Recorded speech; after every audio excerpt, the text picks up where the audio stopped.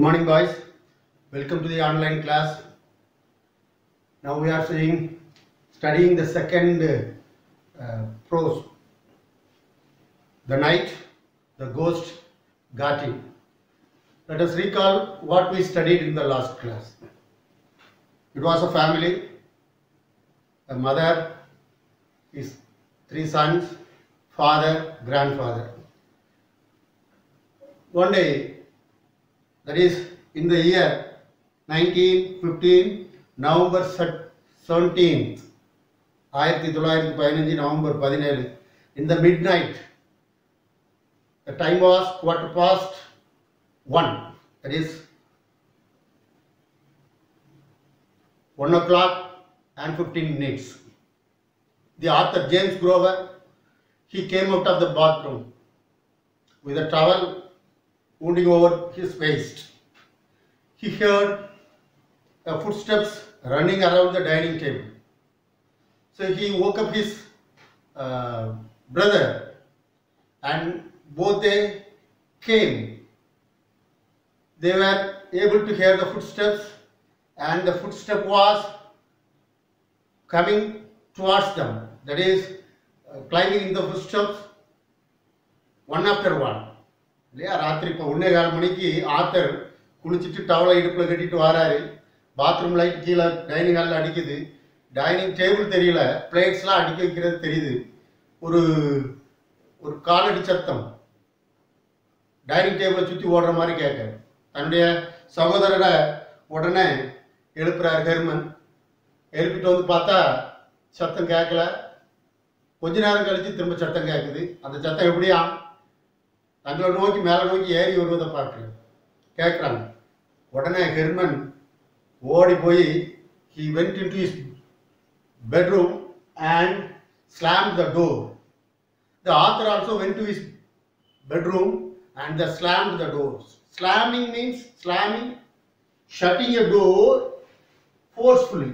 Shutting a door forcefully. ஒரு கதவை வேகமாக சாதாரணமாக பூட்டுற மாதிரி இல்லை, வேகமாக டம்முன்னு சத்தம் கேட்குற மாதிரி. Shutting the door forcefully. So the author and his brother Herman, both they went to their home bedroom and slammed the door. Next, let us go to the chapter. Take your book, turn to page number 32. The slamming of the doors had aroused mother. When the mother heard the sound of slamming the door, சத்தமா கதவை அடைக்கிறத கேட்ட உடனே அம்மா முழிச்சிட்டாங்க. She peered out of her room. She peered. Peered means look with an intention. ஏதோ ஒன்று கேட்குதான்ட்டு she peered out of the room. Room விட்டு வெளியே வந்து உத்து பார்க்குறாங்க. She peered out of her room. What on earth are you boys doing? She asked his sons, that is James Grover and Herman. What are you doing here? இங்க இந்த நேரத்துல என்ன பண்ணிட்டு இருக்கீங்க அப்படின்னு கேட்டார். Herman ventured out of his room. Herman ventured. Ventured means undertaking a risky job. துணிச்சலாக வெளியே வந்தா. ஏன் துணிச்சல் என்று சொல்றோம்? Herman ventured out of his room. Why does we call it as a venture? Because they thought that at the downstairs there was a ghost. கீழே பேய் இருக்கு, அதுக்காக ஓடி போய் ஒளிஞ்சுக்கிட்ட ஹெர்மன் அம்மா வந்த உடனே she ventured out of her room. ரொம்ப பெரிய துணிச்சல்வாதி மாதிரி மெதுவா ரூம் விட்டு வெளியே வர்றான். Nothing, he said gruffly. Nothing, ஒன்றும் இல்லம்மா. He said gruffly. Gruffly means sadly, very important synonym. Gruffly, sadly. So Herman replied his mother, mummy, nothing, ஒண்ணுமே இல்லை, but with a sad voice. அது போக பாரு, but he was in color a light green. He was in color light green. எப்படி இருந்தானா? இளம் பச்சை நிறமாக இருந்தானா. யாரா இளம் பச்சை நிறமாக இருக்குமா? இதை ஆத்தர் எதுக்காக சொல்றான்னா, பயத்துல வெளிரி போயிருந்தான். பயத்துல வெளிரி போயிருந்தான். Because his mother could know. இல்லை அம்மாவுக்கு தெரியும் பிள்ளையை பற்றி, அவன் எப்படி இருப்பான், சாதாரணமாக ஹாப்பியாக இருந்தால் எப்படி இருப்பான். Now he was looking differently. He was looking in light green. what was all that running around the downstairs? Next, mother asked him, what was all that running around the downstairs? கீழே அப்படியே யாரோ ஓடிக்கிட்டு இருந்த மாதிரி இருந்துச்சா, யாரு என்ன அப்படின்ட்டு கேட்காங்க. asked mother. So she had heard the steps too. உடனே ரெண்டு பேரும் நினைச்சிருக்காங்க, யாரெல்லாம்? ஜேம்ஸ் குரோவரும் ஹெர்மனும். நம்ம கேட்ட மாதிரி அம்மாவும் கீழே ஒரு காலடி சத்தத்தை கேட்டிருக்காங்க. So she had heard the steps too. We just looked at her. ரெண்டு பேரும் வார்த்தையில விவரிக்க வழி இல்லாம they just looked at his mother, looked at their mother. தான் அம்மாவே பார்த்துக்கிட்டே இருக்காங்க. burglars, she shouted. திருடனா இல்லையா? shouted intuitively. Intuitively means without conscious reasoning. உள்ளுணர்வு எதுவுமே இல்லாம உள்ளுணர்வோட she shouted intuitively without conscious reasoning. உள்ளார்ந்த எண்ணத்தோடு கொள்ளக்காரன் திருட என்று அம்மா கத்த ஆரம்பிச்சிட்டாங்க. I tried to quieten her by starting lightly downstairs. நாங்க அம்மாவை ஆசுவாசப்படுத்த முயற்சி செய்தேன். எப்படியா? by starting lightly downstairs. 2 step கீழே இறங்கி போக ஆரம்பிச்சேன். போயிட்டு 2 ஸ்டெப் கீழே இறங்கி போயிட்டு துணைக்கு யாரை கூப்பிடுறான்? தன்னுடைய சகோதரன் கூப்பிடுறான். Come on Herman, I said. Herman நீயும் வா அப்படின்ட்டு கூப்பிடுறான். ஹெர்மன் எப்படி ஆள்வாரு? I will stay with mother, he said. She is excited. She is all excited. இல்ல அம்மா ரொம்ப பயத்துல இருக்காங்க. I will stay with mother. நான் அம்மா கூட இருந்துக்கிறேன் இல்லையா? கூட போக பயந்து அவங்க சொல்ற சாக்கி. I will stay with mother. She is all excited. இல்ல no. I will be with mother. She is also in excited state. பதட்டமா இருக்காங்க. I stepped back onto the landing. திரும்ப நானும் ஒரு ஸ்டெப் எடுத்து முன்னாடி வந்துட்டேன். Don't either of you go a step. ரெண்டு பேரும் ஒரு ஸ்டெப்பு கூட கீழே அடி எடுத்து வைக்க கூடாது. யார் சொல்றா? said mother. இல்லையா? அம்மாவுக்கு உடனே பிள்ளைங்களை போய் பாருன்னு சொல்ல மனம் வரல. ஏன்? இருந்தாலும் கொள்ளைக்காரன் இருப்பான். அவன் கத்தியோட இருக்கலாம், துப்பாக்கியோட இருக்கலாம். பிள்ளைங்க போயிடக்கூடாது, பிள்ளைங்களுக்கு பாதிப்பு வந்துடக்கூடாதுங்கிறதுக்காக மதர் சொன்னவங்க. அம்மா சொல்றாங்க, don't either of you go a step ahead. ரெண்டு பேரும் ஒரு ஸ்டெப்பு கூட கீழே போகக்கூடாது. We will call the police. Since the phone was downstairs, I didn't see how we were going to call the police. We will call the police. அப்போ போலீஸை கூப்பிடுவோம். அங்கேயும் ஒரு பிரச்சனை இருக்கு. Because the telephone was in the downstairs. Telephone எங்க தான் இருக்கு? கீழே தான் இருக்கு. அம்மா கொள்ளக்காரன் கீழே இருக்காங்க. இவங்க ரெண்டு பேரும் மனசுக்குள்ள எப்படி நினைச்சிட்டு இருக்காங்க? கீழே பிசாசு இருக்குன்னு நினைக்காங்க. ஆனா போலீஸை கூப்பிடணும்னா the telephone was also in the downstairs. So nor did I want the police. அதனால போலீஸை கூட முடியாத சூழ்நிலை. But mothers made one of a quick incomparable decision. But at the same time mother took a quick and incomparable decision. அம்மா சீக்கிரமா யாருமே எதிர்பாராத ஒப்பிட முடியாத ஒரு முடிவை எடுத்துட்டாங்க. She flung up a window of her bedroom. She flung up the window of her bedroom which faced the bedroom windows of the house of a neighbor. She flung up, pushed forcefully. She flung up na தள்ளுறது, எதையும் திறக்கிறது. இங்க திறக்கிறதுன்னு வருது. இந்த இடத்துல sense எப்படி வருதுன்னா, she opened the door which was just opposite to the window of his neighbor. தனக்கு நேர எதிர்த்த வீட்டுக்காரங்களுடைய விண்டோ நேர எதிர்த்தாப்புல இருக்கு. இந்த ஜன்னலை திறந்தா எந்த ஜன்னலை பார்க்கலாம்? எதிர்த்த வீட்டுக்காரங்களுடைய ஜன்னலை பார்க்கலாம். So she opened the door of her bedroom. தன்னுடைய படுக்கறையில் உள்ள பெட்ரூமை அப்படியே திறக்கிறா, speedo திறக்கிறா. The bedroom window was that faced the bedroom window was the house of neighbor, and she picked up a shoe. ஜன்னலை திறக்கிறா, உடனே ஒரு ஷூ எடுக்கிறா and waved it through a pane of glass across the narrow space that separated the two houses. இல்லையா, ரெண்டு வீடும் இப்படி எய்தாப்ல இருக்குது. இந்த ஜன்னலை திறக்கிறா, திறந்து ஒரு ஷூ எடுத்துக்கிட்டு she waved na struck something forcefully, she waved, that means struck na உடைக்கிறது, இங்க எறிகிறது. she waved, that means struck something forcefully. ஷூவை எடுத்து வேகமா அடிக்கிறா எய்த்த வீட்டு. இந்த வீட்டுக்கும் அவங்க வீட்டுக்கு இடையில ஒரு நேரோ ஸ்பேஸ், ஒரு குறுகலான இடைவெளி. அப்போ இந்த ஜன்னலை திறந்து ஒரு ஷூ எடுத்துட்டு அந்த ஜன்னல் கண்ணாடிய வேகமா அடிக்கிறா.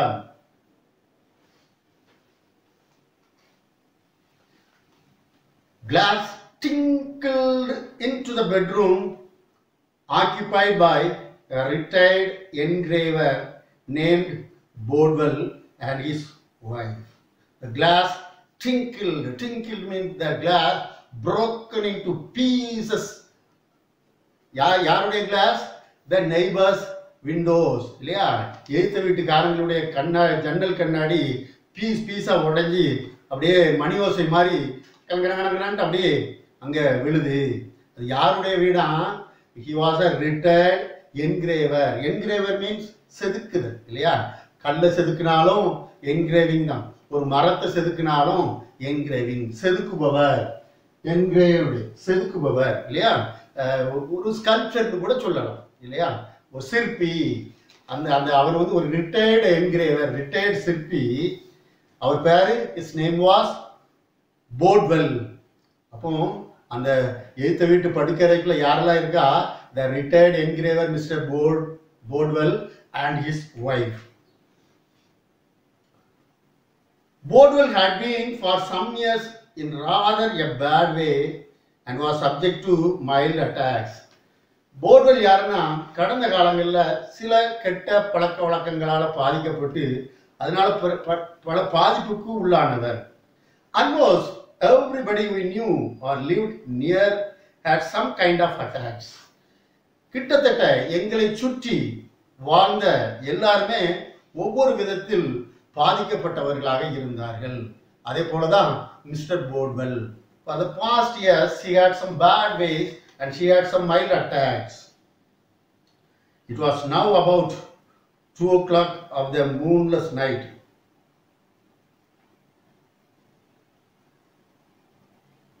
கிட்டத்தட்ட இது 1:15 மணிக்கு முடிச்சது. இவ்வளவு போராட்டமும் எவ்வளவு நடந்து கிட்டத்தட்ட எவ்வளவு நேரம் ஆயிருக்கு? 3/4 மணி நேரம் ஆயிருக்கு. It was now about 2 o'clock of a moonless night. Moonless night, இருட்டு. இல்லையா, மூன் நைட்னா நிலவு வெளிச்சம் இருக்கணும். So it was now about 2 o'clock. There was no moon. So it was very dark. Clouds hung black. மேகம் இரண்டு காணப்படுகிறது. And low. மேகம் இறங்கி காணப்படுகிறது. Maybe raining time. இல்லையா, ஒரு மழை பெறுவதற்கான வாய்ப்புகள் கூட இருந்திருக்கலாம். Bodwell was at the window in a minute. அம்மா ஷூவை தூக்கி எரிஞ்சி ஒரு நிமிஷத்துக்குள்ள போர்ட்வெல் எங்க வந்துட்டாரு? ஜன்னல் கரைக்கு வந்துட்டாரு. Shouting, frothing a little, shaking his fist. Shouting, ஊன்னு கத்துறாரு. ஜன்னல் கண்ணாடியே யாரும் நைட் உடச்சப்பறம் எல்லாரும் பார்த்து சிரிச்சுக்கிட்டு இருக்க மாட்டாங்க. He was shouting and frothing. Frothing means worthless talk. கெட்ட வார்த்தை. அவருக்கு கொஞ்சம் ஆத்தர் ரொம்ப அதை மைல்டா சொல்றாரு. Frothing a little, கொஞ்சம் கெட்ட வார்த்தையும் போட்டுக்கிட்டாரு, சத்தம் போட்டாரு, கெட்ட வார்த்தை போட்டாரு. And shaking his fist. Shaking his fistனா பாக்ஸிங்க்கு வைக்கிற மாதிரி கையை உடைக்கி வச்சிருக்கிறது தான் பேரு ஃபிஸ்ட். இல்லையா, பாக்ஸிங்க்கு இப்படி இப்படி இப்படி குத்துவாங்க. ஸோ ஷேக்கிங் ஹிஸ் ஃபிஸ்ட், கையை இப்படி இப்படி இப்படி வச்சுக்கிட்டு சத்தம் போட்டு கத்துறாரு. We will sell the house and go back to Peoria. We will sell the house and go back to Peoria. We could hear Mrs. Bodwell saying, நாங்க இந்த வீட்டை வித்துட்டு எங்க போறோம்? பியோரியாவுக்கு போக போறோம். யார் சொல்றாலாம்? மிஸ்ஸஸ் போர்ட்வெல். இப்படி நடந்த உடனே ஏற்கனவே அவங்க பாதிக்கப்பட்டு இருக்காங்க. இப்படி திடீர்னு நடுராத்திரில கண்ணாடி உடைஞ்ச உடனே அவர் வேற ஜன்னல் பக்கத்துல வந்து கத்துறாரு போர்ட்வெல். போர்டுவெல் ஒய்ஃப் தாம் பங்குக்கு நாங்கள் இனிமே இங்கே இருக்கவே விரும்பலை, we will go to பியோரியா. பியோரியானா இன்னொரு ஸ்டேட்டாக இருக்கலாம், பியோரியாவுக்கு நாங்கள் போயிடுவோம் அப்படின்ட்டு மிஸ்ஸஸ் போர்டுவெல்லும் சத்தம் போடுறாங்க. It was some time before mother got through to Boardwell burglars. இது எப்போ நடக்குதான், அம்மா அவங்களுக்கு தெரிய வைப்பதற்காக இங்க கொள்ளக்காரன் இருக்கான்னு அம்மா அவங்களுக்கு சொல்றதுக்கு முன்பாக இவ்வளத்தையும் பேசி முடிச்சிட்டாங்க. அம்மா அப்ப அதுக்கு பிறகுதான் கொள்ளைய திருடன் அப்படிங்கிறாங்க. அதுக்கு முன்னாடி இவ்வளவும் நடந்துச்சு. என்ன நடந்துச்சு? மிஸ்டர் போர்டுவெல் சத்தம் போட கையை முறுக்க மிஸ்ஸஸ் போர்டுவெல் நாங்க இந்த ஊரை விட்டே போயிடுறோம், பயோரியாவுக்கு போயிடுறோம் அப்படின்ட்டு சொல்லி எப்ப சொன்னாங்கன்னா அம்மா இங்க திருடன் இருக்காங்கிறத அவங்களுக்கு புரிய வைப்பதற்கு முன்னாடி இது நடந்து முடிந்து விட்டது. It was some time before mother got through to Boardwell burglars. She shouted, "Burglars in the house?" Herman and I had not dared to tell her that it was not burglars but ghost. அம்மா திருடன் கத்துறாங்க. ஆனா Herman and the author James Borger were not dared to tell their mother that it was not burglar, it was ghost. அம்மா திருடன் கத்துறாங்க. ஹெர்மனும் James போர்கர் ஆத்தரும் திருடனா, அங்க திருடன் கிடையாது, யார் இருக்கா, பிசாசு இருக்கு, பேய் இருக்குதுன்ட்டு அம்மா கிட்ட சொல்றதுக்கு அவங்களுக்கு தைரியம் இல்லை. ஏன் தைரியம் இல்லையா?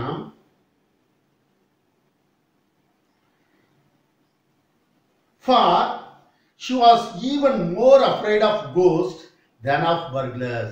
ஏன்னா அம்மாவுக்கு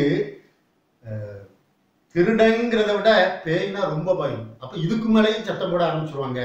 அதனால ஹெர்மனும் ஜேம்ஸ் குரோவரும் அம்மா கிட்ட இல்லம்மா இது திருடன் இல்லை, கீழே பேய் இருக்குன்னு சொல்ல தைரியம் இல்லாமல் இருக்கிறாங்க. Boardwell at first thought that she was meant there were burglars in his. முதல்ல போர்ட்லர் how he had understood that their mother was telling them that there were burglars in their house, that is Boardwell's house. Burglar James Boardwell முதல்ல என்ன நினைக்காரு, இந்த அம்மா திருடன் சொன்னோன்னே திருடன் யார் வீட்டில் இருக்காங்கன்னு நினைச்சாரு, தன்னுடைய வீட்டில் தான் திருடன் புகுந்துட்டான் அப்படின்ட்டு முதல்ல நினைச்சாரு. But finally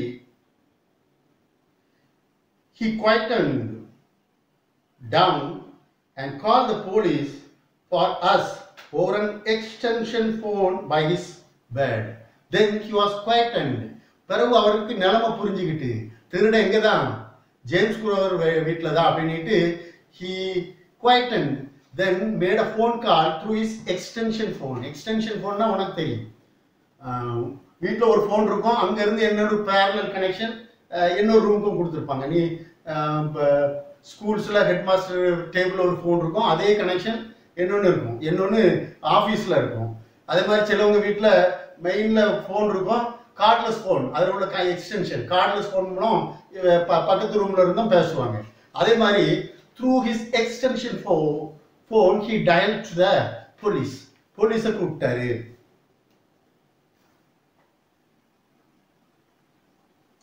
After he had disappeared from the window, mother suddenly made as if to throw another shoe, not because there was further need of it, but she later explained because the thrill of heaving a shoe through a window glass had enormously taken her fancy.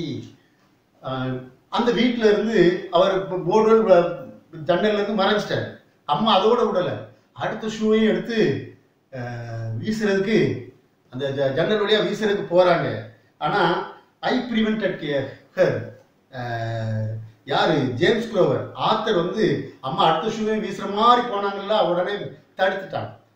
இது எல்லாம் முடிஞ்ச பிறகு அம்மா ஏன் அப்படி சொன்னாங்கன்னா, அப்படி ஒரு ஷூவை எடுத்து ஜன்னல் வழியாக வீசுறது அவ்வளோ த்ரில்லிங்காக இருந்துச்சு, அதை அப்படி செஞ்சு பார்க்கலாமோ அப்படிங்கிறதுக்கு தான் நான் ஒரு ட்ரை பண்ணினே தவிர எனக்கு திரும்பியும் ஷூ எடுத்து எரிஞ்சு அவங்கள திரும்பியும் வரவழைக்கணுங்கிற நோக்கம் இல்லைன்னு பின்னாடி எல்லாம் முடிஞ்ச பிறகு ஜேம்ஸ் குரோவர்கிட்ட அம்மா சொன்னாங்களா, it was not the purpose of doing that. அதை செய்யணுங்கிறதுக்காக பண்ணல, நான் அப்படியே சும்மா செஞ்சு பார்த்தேன், அது எவ்வளவு த்ரில்லிங்கா இருந்துச்சு அந்த நேரம் அப்படிங்கிறத அம்மா பின்னாடி அதை எக்ஸ்பிளைன் பண்ணாங்க. The police were on hand in a commendably short time. In a commendably very எதிர்பார்ப்பதையும் விட மிக சீக்கிரமாகவே போலீஸ் வந்து விட்டார்கள். எதெல்லாம் வந்தாங்கன்னா four sudden full of them, ஒரு ஃபோர் சடன் கார்ல ஃபுல்லா உள்ள போலீஸ் இருக்காங்க.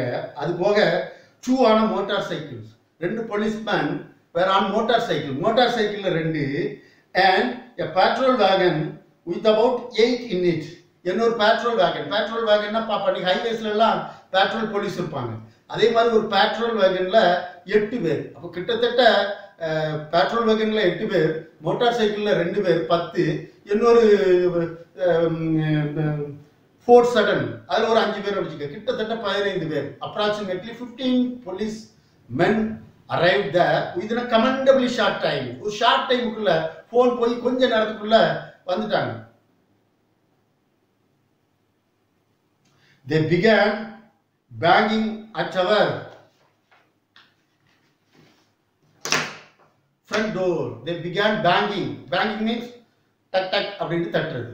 They began banging our front door. Flashlight shot streaks of gleam up and down the walls, across the yard, down the walk between our house and Boardwell's. 2 பேர் கதவை தட்டுறாங்க, torch light வெளிச்சம் அப்படி எங்க பின்புறமா போகுது, போர்டர் வீட்டுக்கும் எங்க வீட்டுக்கும் இடையில வருது, ஹாலுக்குள்ள எல்லாம் லைட் அடிச்சு பார்க்காங்க. they were able to see. அப்ப மேல இருந்து இத பார்க்கறாங்க. open up cried a hoarse voice. hoarseனா rough voice. கதவு தரங்க அப்படினிட்டு ஒரு சத்தம் கேக்குது. we were men from headquarters. நாங்க காவல் தலைமை அலுவலகத்தில் இருந்து வந்திருக்கோம். we were men from headquarters. we were policemen from our police headquarters. I wanted to go down and let them in. James Grover wanted to go and open the door. James Grover உடனே கீழ இறங்கி போய் திறக்கலாம் அப்படி நினைச்சி போக முற்படுறான். Since there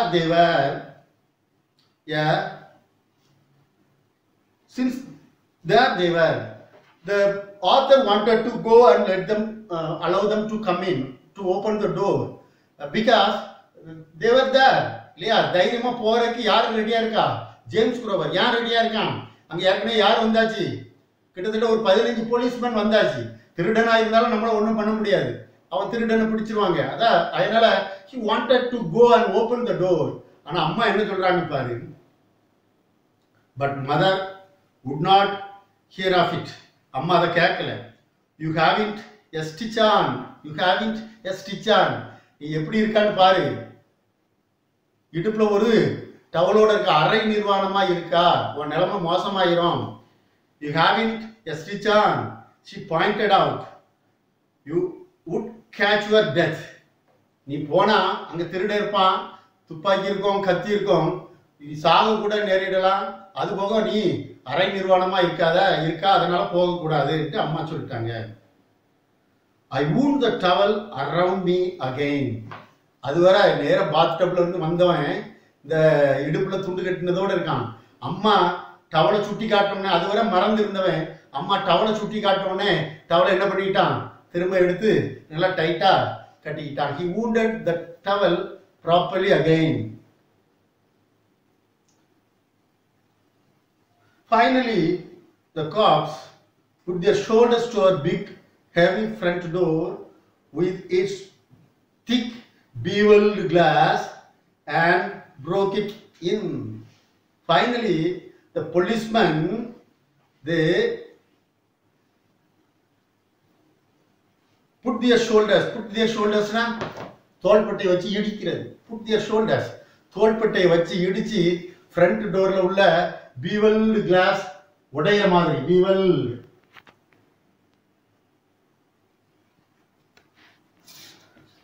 beveled, reduced to sloping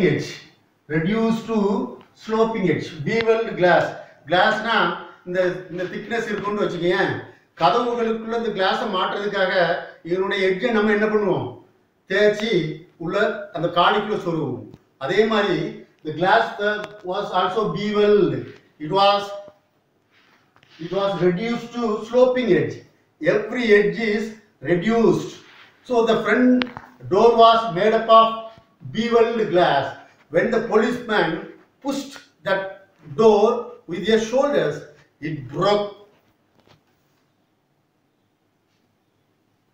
I could hear the rending of wood and splash of glass on the floor. Rending, tearing to pieces. Rending of wood. மர கட்டைகள் பீஸா உடைவதையும் ஆத்தருக்கு நல்லா கேட்குது. டோர்ல உள்ள மரக்கட்டைகள் உடைந்து விழுவதையும் and the pieces of glass and the glass on the floor of the hall, the splash of glass, மரக்கட்டைகள் உடைந்து விழுவதையும் and கண்ணாடிகள் உடைந்து நொறுங்கி விழும் சத்தத்தையும் author கேட்காரு. Their lights played all over the living room and crisscross nervously in the dining room. Author பார்த்துக்கிட்டே இருக்காரு. Light அங்கேயும் இங்கேயுமா cross over அங்கே இங்கேயுமா இருக்கு. டைனிங் ஹாலில் அப்படியே ஷிவரிங் எக்ஸைட்டடா ஒவ்வொன்றையா பார்க்குறாங்க. லைட்டு ஒவ்வொரு இடமா விழுது. And crisscrossed nervously in the dining room, stabbed into hallways, shot up the front stairs and finally up the back. ஹாலில் டைனிங் ஹாலில் அப்படியே அடிச்சு முதல்ல கீழே படியில் கீழே அடிக்காங்க. அப்படியே ஒளி வெளிச்சம், டார்ச் லைட் வெளிச்சம் அப்படியே மேலே ஸ்டார்கேஸ் உச்சிக்கு வருது. ஸ்டார்கேஸ் உச்சியில் யார் இருக்கா? ஆத்தர் நிற்காரு. எப்படி நிற்காரு? அரை நிர்வாணமா டவலை கட்டிட்டு நிற்காரு. They caught me standing in my towel at the top. அடிச்சு பார்க்கும்போது என்ன டவலோட நான் மேலே நிற்கிறத பார்த்துக்கிட்டாங்க. A heavy policeman bounded up the steps. ஒரு போலீஸ்காரன் அப்படியே ஸ்டார்கேஸ்ல ஏறி வரான். Who are you? He demanded. நீ யாரு அப்படின்னு கேட்காங்க. I live here, I said. ஐயா நான் இங்க இந்த வீட்டில் உள்ளவன், நான் இங்கே தான் வசிக்கிறேன், இந்த வீட்டில் உள்ளவன். The officer in charge reported to mother. No sign of nobody lady, he said. உள்ள வந்து எல்லாத்தையும் கண்டுபிடிச்சு தேடி பார்த்துட்டு ஆஃபீஸர் இன்சார்ஜ் அந்த குழுவுக்கு தலைமையாக இருக்கிறவர் வந்து அம்மா கிட்ட வந்து சொல்றாரு நோ சைன் ஆஃப் நோபடி, யாருமே இருக்கிற மாதிரியே தெரியல. he said. Mustaf got away. What had he like? There were 2 or 3 of them, mother said. வேற இங்க யாரெல்லாம் இருக்கா? யாரெல்லாம் இருந்திருக்க கூடும்? There were 2 or 3. 2 அல்லது 3 பேர் இருந்திருக்க கூடும் அப்படின்னு சந்தேகப்படுறேன். Whooping and carrying on, slamming doors. Funny, said the cop. All your windows and doors was locked and the inside tight as stick. என்ன சொல்றாரு? சிரிக்க தான் செய்யறாங்க. எல்லா கதவுகளும் எல்லாமே மூடி இருக்கு, அதையும் தாண்டி யார் உள்ள வந்திருக்க முடியும் அப்படின்னு சொல்றாங்க. With this I would like to close this session. அப்போ உள்ள ஆபீசர்ஸ் வந்தாச்சு, எல்லாரையும் பார்த்தாச்சு, யாருமே இல்லை. இனிமேயும் சர்ச் பண்ண வேண்டிய இடங்கள் இருக்கு இல்லையா? தாத்தா மேலே படுத்திருக்காரு, அதையும் பார்க்கணும், வேற எங்கெல்லாம் இருக்குன்னு பார்க்கணும். அப்போ இதுவரை ஆபீசர்ஸ் உள்ள வந்து சர்ச் பண்ணிட்டாங்க, யாருமே இல்லை, அம்மாக்கிட்ட யாருமே இல்லை, இவ்வளோ ஏர் டைட்டாக எல்லாமே பூட்டி இருக்கு. அப்போ இதுக்குள்ளே யார் வந்திருக்க முடியும் அப்படின்ட்டு கேட்குறாங்க. Right, let us see in the next class. I will give you some question answers in the form of PDF. You just take a printout and study it well. Okay, see you, bye.